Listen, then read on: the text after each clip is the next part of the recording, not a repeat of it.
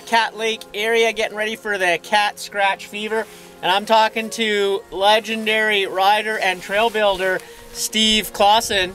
Steve, he's been for those of you who don't know, he's been the course director of the, or course liaison for the cat scratch fever, and he's been working tirelessly with other volunteers to make this course way better than years past, for the reason that it's a great area, but the trails are really tough through, and we want to actually make the trails so they're fast and fun and flowy, which Steve has been doing. Steve, tell us a little bit about what you've been doing.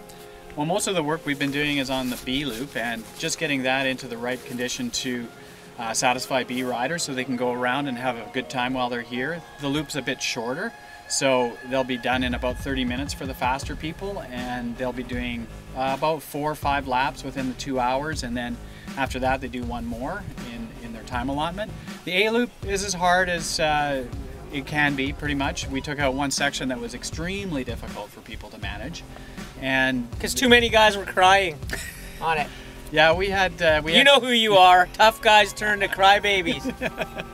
Yeah, and there were a few people that were sad we took that part out, but they'll do just fine.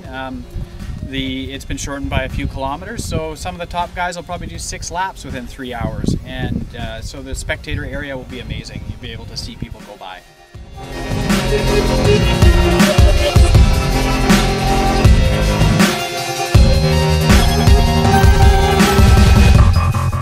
One of the things when we're building trail is to make sure that the corners are wide enough for whatever machine it is that you have going through, and then some, because if you think about a guy coming through, or a girl on a dirt bike, they're going to be leaning into this corner. They're going to have their handlebar down, they're going to be going in, and the point where the camera is at, pointing at me, is where you're going for. This log right here, you could hit your hand and your hand guard on that if you laid it over far enough. The other thing is, this stump that you can't even see from over there is right on the inside, and if you look, you can actually see that people have hit their pegs on it. So one other thing to do is to take these things out. It makes the trail fun and safe, and that's exactly what we want. Here we have one of our water crossings where it used to just actually go right into the water and across the other side years ago. And we built a bridge here now. This is actually Spencer's steelhead fishing hole. That's what we call this. And now the bridge is there, it'll actually be much better for him.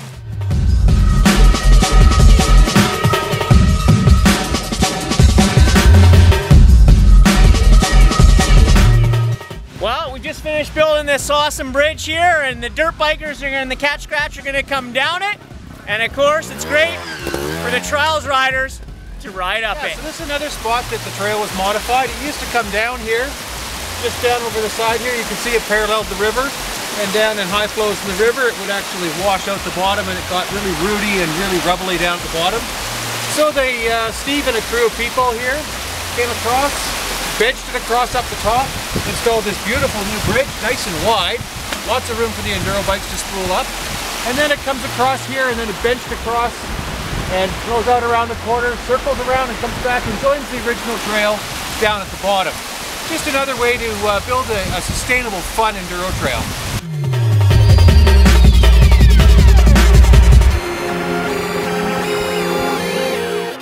Well, that's a little bit about trail building.